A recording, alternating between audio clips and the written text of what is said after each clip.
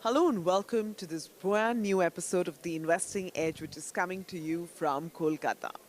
The wealth management industry has grown so much in the last few years that it seems unfair that the learnings of those last few years and the wisdom that has been collected does not reach the investors. With that in mind, we set out with The Investing Edge. Joining me as always is Feroze Azeez, Deputy CEO of Anand Rathi Financial Services. Feroze, thanks so much for joining in. And in fact, we meet at a time where macro indicators are just becoming so stressful. I mean, in the latest, we've seen Q2 GDP come in at 4.5%. And yet, over the last few days, we saw the market hit a record high. What do investors make of these divergent trends? Because, even within the constituents of the market, it's just a clutch of stocks that seem to be doing well. To my mind, like Sumaira, we've always been debating, if you have a strategy, you really don't have to worry about the data. What do you mean by a strategy? If you don't have a strategy, then you have to be worried. So what do you mean by a strategy? Strategy is a well-tested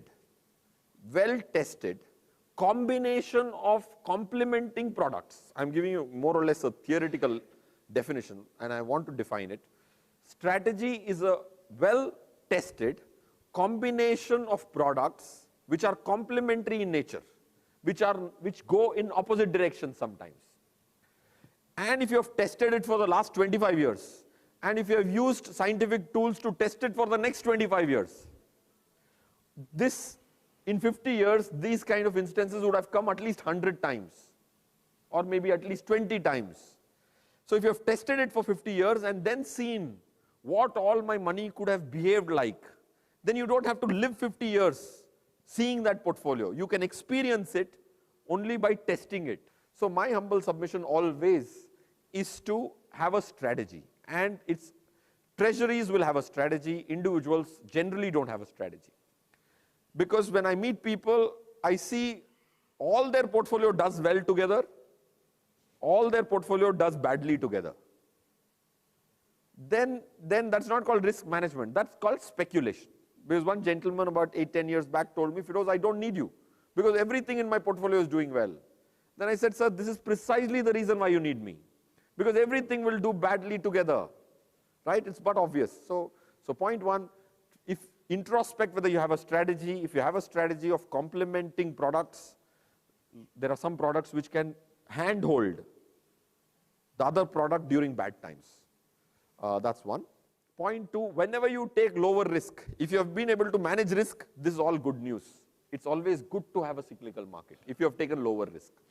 So if you're focused on risk and if you have a strategy, this data doesn't matter to my mind, and it could be a good news for a portion of your portfolio. Third thing is, I personally think the long-term economic data is still intact.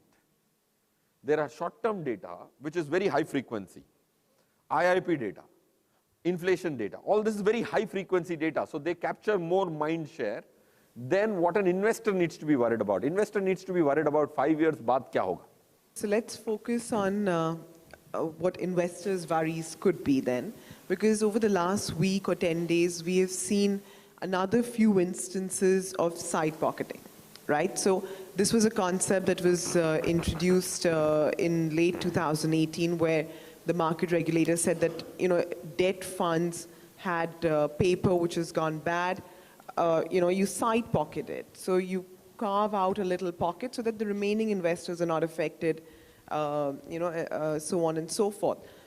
We thought it was relegated to 1 or 2 events. Now, in the last week itself, Feroze, we have seen another 2 or 3 instances of it. I mean, this is the top 5, 2 of the top 5 mutual funds, right? For investors who are holding these mutual funds where the side pocketing event has happened, how do they react to it? Side pocketing is carving out the bad apples from the good apples. Okay, in fact, side pocketing is a good news. So first, understanding which, if anybody has debt funds in their portfolio, if you have not already found out which are the funds which have applied for side pocketing, which have not applied for side pocketing, then the work is not done. So you have to first find out, if you have 8 funds, 6 of them would have applied with SEBI for side pocketing. The other 2 would not have applied. The ones where side pocketing has not been applied for, you have to be more vigilant. Wherever side pocketing is being done, you don't have to worry too much because you can't, even if you exit, whatever bad apples were there, they have been separated. Good apples are separate. So I don't have to take my apples and run. Now, for example, let me give you this example. A fund had 100 rupees. 5 rupees was lent to one company which was supposedly AAA. Okay, that went insolvent. वो 5 रुपए वापस नहीं आ रहे थे. So ये 5 रुपए, अगर ये 5 रुपए साइड में डाल दिए जाएं और बोल दिया जाए कि ये अब 2 फंड में तब्दील हो चुका है. One fund has become 2 funds, one of 95 and the other of 5. If you came to remove your money, you will remove from the 95. This 5 is stuck. This you can't remove, you can't add. Otherwise, if it was same, people were removing the entire 100 rupees, saying that yaar pure doob jayenge. When they were removing, they were paying more tax. To remove the 95, people end up paying 3 rupees tax, 1 rupee exit load. 5 बचाने के चक्कर में 4 का तो 3 का tax दे दिया, 1 का exit load दे दिया. बचाने क्या गए थे और इधर डूबी गए. So I think side pocketing is good news, but not understanding your portfolio, what you own, whether it has done side pocketing or not, is not a good idea. Feroze, you recommend 8 funds, fair enough, but I haven't heard you ever pick up a thematic fund, a sectoral fund, a balanced fund, index fund, ETF. I mean, why no love for any of these? No love for all of this because data says hate them. So I hate them. Because I was in love with them. I did those mistakes. I corrected myself. Initially itself I realized I used to recommend sectorial funds. Like last 1 year, banking sector funds have given 22% return. So what will happen? Now any wealth advisor's portfolio I'm seeing recommends financial services. Yeah, if you again doing the same mistake that 22% की growth हो गई है last year, because client buys it very easily. So people want to sell what is buyable easily.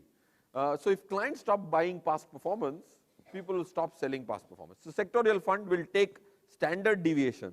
Risk लेगा वो 18 की, 5 साल में return उतनी की उतनी देगा जो 13 की risk वाला था.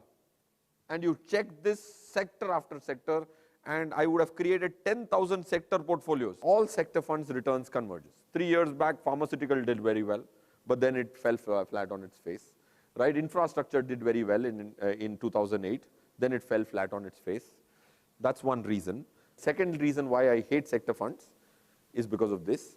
Because it is not only known to you, na? Bankeं अच्छा perform करेंगी.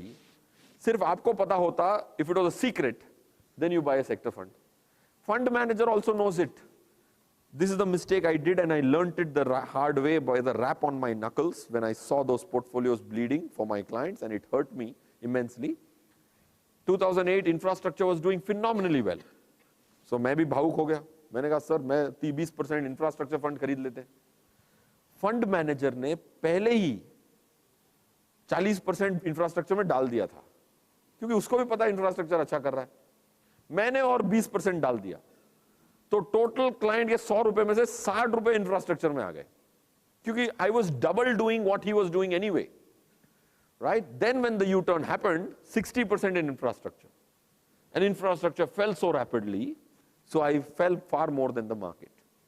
It's important to write down your learnings and have the courage to implement that learning, and that's happened time and again. And it was 90% of the portfolios bleeded only because of this phenomena, because everybody thought infrastructure will do well. Fund manager knew infrastructure will do well. He was doing exactly what you're doing, so you double did it. Instead of having 20% in infra, he added 20, you added 20, you got to 60. And then it fell flat on its face and people lost their shirts in that. So I'm not going to be recommending sectorial funds unless data speaks otherwise for long periods of time. Okay. Let's talk about something other than mutual funds now. Real estate. We've spoken a lot about residential real estate, and I think people who watch the show as well would have gotten a fair amount of taste of, where you stand on residential real estate. But we haven't spoken about commercial real estate, and in fact, that's a question that somebody also sent us from one of the episodes that they watched is, Is this a good time to be investing in commercial real estate? Also, if somebody owns commercial real estate, do they keep it? What do they do with it? The problem with real estate is people anticipate wrong demand. See, today commercial real estate is doing well. You're getting rental yields of 6, 7, 8%. You pay tax, you pay expenses, you're getting 5.5, 6%. अगर एक घर खरीद के आप किराए पे लगाएंगे तो 2% का ब्याज जैसा मिलेगा आपको, 1.5%, 2%. Commercial, you're at least getting rental yield of 5, 6% after costs, which is 3 times better. So what happens is, unfortunately, builders, this is a very, very strong trend, when residential does well, which is what it was doing 5, 6 years back, everybody launches residential projects. So 5 years later, there is so much residential that there are no takers. Now all builders have stopped residential, everybody is launching commercial only. So 5 years later, exactly the opposite will happen. So what happens is the wrong anticipation of future demand by builders. Today, why does Lower Parel in Mumbai, which is where our office is, both our offices are, has so much residential space that they're selling. Now one of the builders is selling at the rate at which he will take 800 years to sell that. Towers which are there. That's the rate at which he's selling. He's got 4,000 apartments and he's selling maybe 3 a month. Some number like that. Right? So point I'm trying to make is, the problem is I might go right, but the builder will create so much commercial supply in a slowing down economy where there is not so much business expansion and so much supply which comes from the builder community on the commercial side. Even if the property price had to go up, it won't go up. Right? Unlike in equity market, for example, the largest shares are not releasing more shares every 2 days. Right? इतने share हैं, आप आपस में trade करके price को ऊपर ले जाओ या नीचे ले जाओ. रोज Infosys, Reliance, top 5 stocks don't come up with more shares given, but builders come with more supply. So, and they anticipate it with a lag. That's the problem. So commercial space is good today.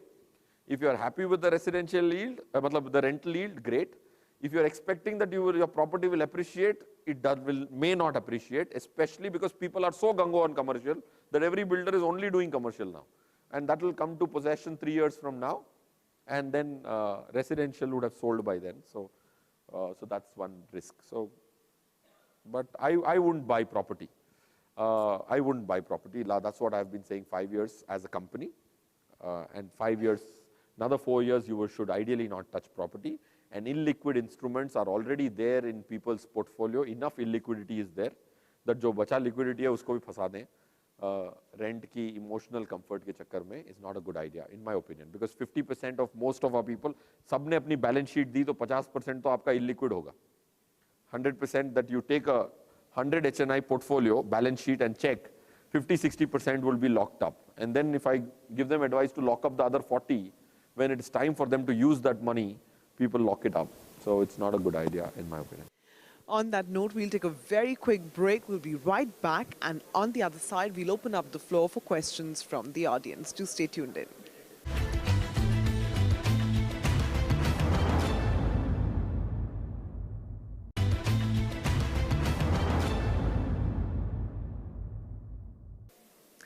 Welcome back. You're watching The Investing Edge, coming to you from the city of joy, Kolkata. With me is Feroze Azeez. We've spoken a bit about mutual funds and investing, but it's time now to let our audience ask the questions. Yes, sir. Comparison with RBI bonds and your mutual fund recommended by yourself. Gold bonds. Yeah. Gold bonds or a mutual fund as an investment. Yeah. Any mutual fund or gold mutual funds? RBI gold bonds and the mutual fund recommended by yourself. The answer lies in the objective. If you can create a portfolio with gold bonds and back test it for 25 years and front test it on 25 years and still make the 15%, then gold will have a place in my portfolio. Otherwise, if it is not helping me meet the objective, which it is not, because gold might have last 1 year. Of course, this question is coming today, not 2 years back, because gold in the last 1 year has given 26% return. Right?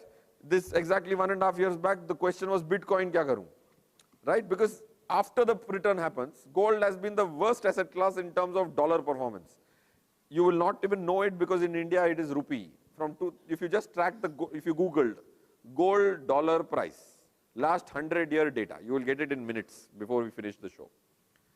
You will see from 1979 to 2003, it gave negative return. In India, gold is a smart guy. He's wearing a rupee jacket, dollar ki jacket पहन के आता है हमारे सामने. Rupee has depreciated is why gold looks pretty. Gold 40,000 रुपए क्यों पहुंचता है? क्योंकि ज़्यादातर काम रुपी ने कर दिया उसका. रुपी की वैल्यू depreciate होते होते गोल्ड की वैल्यू अप्रिशिएट हो गई. गोल्ड ने कुछ नहीं किया. गोल्ड डॉलर टर्म में आज भी पीक पे नहीं है. Right? Today, gold is 20% lower than its peak ever. But in Indian rupee, it is at the peak. Why? Because of rupee depreciation. So, but if sir's question was, gold mutual funds खरीदूं या gold bond खरीदूं? Hands down gold bond. ETF, gold ETF या gold fund खरीदने के बदले you should buy a gold bond because उसमें आपको ब्याज भी मिलता है और टैक्स फ्री मिलता है. 7 साल होल्ड कर लो, गोल्ड अगर 80,000 हो गया तो टैक्स फ्री मिलता है. Long term capital gains is exempt. Between gold funds and gold bond. If you asked me, should I buy mutual funds or gold bond? I will say none. You should buy a combination. That's exactly what I'm saying. People are comparing products. Strategy is nothing but a combination of products which are complementary in nature so that enhances the chance of meeting your objective. Right? So if you compare products, then you may not have them in the right proportions. So there is a theory called Markowitz theory which helps you create portfolio from 1,000 products. So use the Markowitz theory. If your advisor has not used it, then you have to ask him why are you not using it? In wealth management, that's the only guy who won a Nobel Prize. Why aren't you not using it? So use Markowitz theory to create a portfolio. So you need a strategy as against product comparison. First one, I wanted to ask you that these 8 funds which you have selected, what has been the churn in the last couple of years, 2 years, 4 years, 5 years? Or have they been constant? The churn has been very low. The churn has been very low because they have been bought using regression, which is futuristic. So if you ask me, maybe one change every year and a half out of the 8. So it's fairly a stable model which you have chosen. Yeah, because if I look at rear view mirror, the time I enter, it starts doing badly. So if I've looked at regression, which is, and I really think if you have hard-earned money, it takes on a flight, just read up something on that. It's one of the best predictive models. So what happens is you are little futuristic, so it will be more stable, relatively. That's what I'd like to assume. Then the other question which I had for you, I mean, you're free to answer it if you No, I'd love to answer it. You were mentioning that in course of 10 years, we should be able to have an appreciation of our portfolio by 4 times. Correct. Now, you have been in this line for 16 years. So by how much has your portfolio grown in these 16 years? If somebody would have just to the T followed my model portfolio, what would his return be? What would his risk be? Audited by one of the big fours. One guy said, I don't trust this big four. So I audited it by the second big four. I said, all the fours have audit kara lo. You appoint an auditor. Because, so 14.2% is the return for the last 5.5 years. 15 se chuk gaye. Last year, the return was about 10.9%, which was a good return for last year, which was definitely significantly lower. But then when you take lower risk, when risk happens is when you realize you took lower risk. In last year, if I lost 20% of my clients' money, then I was just believing that I took lower risk. So that's one. So returns would be nothing short of 23-24%. One of my files which I started in the trust file, which I started in April 2016, has a 43% IRR with a 13.5% standard deviation. So what I heard, and so far I discussed with my RM, so it's like a standard structure for everybody, right from the CEO to you to me to everybody, and that's what's trust. But my question, which I'm still pondering, is on such kind of a diverse kind of investor with diverse kind of a background, diverse kind of a profession, diverse kind of an age, should this portfolio one course work, or is there a need for differential treatment? So firstly, you have to divide your money into 2 portions. One which I'm going to consume, the one which is generational. whatever is generational has nothing to do with my age, my risk, right? If you have 100 rupees, you're going to only consume 30 rupees maximum. The 70 you are only the custodian of that 70. You're the person who earned it. You are the custodian, but you are not the consumer. The portfolio should be designed as per the consumer's risk appetite age. So firstly, I bifurcate the money, and then whatever is the generational money, okay, which is not going to be consumed, has two important things. What is the return you will make? What is the risk you will take? Now, if I kept the risk at 15, not at 8, then I have to check, sir, are you okay with 15? Are you okay with 15? But if I bring the risk to 7, 8, and most of us sitting here, if they measured their standard deviation, will come above double digit only. I have seen hundreds of portfolios. Most portfolios come more than double digit, 12, 13, 14. So the client can't crib about 8 if he is already at 12. No? So when you operate your portfolio on LCM, least common multiple, if you brought the risk so low that most of us are anyways taking higher risk than that, then you can't have the risk problem. There will be 2-3 people who will say, no, I want flamboyant return, not 15, I want 20, 25. I tell them, sir, you're not my client. 2-3%. I will address this 97, 98%. So when I say the same portfolio, it is only for generational long-term money, right? So to take care of your current needs, your next 10 years retirement corpus, which you're going to consume and live a lavish life, that this portfolio cannot address. This portfolio only addresses the long-term generational money, and that too only the same portfolio because we can mathematically see that the risk is lower than what we are anyways taking, right? And the return is 14, 15%. 99% of our people are happy with 14, 15. They don't want 17, 18. They're happy with content people. And if some people who are not content, I genuinely say, sir, you have to go to somebody else. Once I do that, then I can do more finance and less sales and marketing. Well, on that note, Feroze, thank you so much for advising all of our investors, and thank you, audience, for joining us for this episode.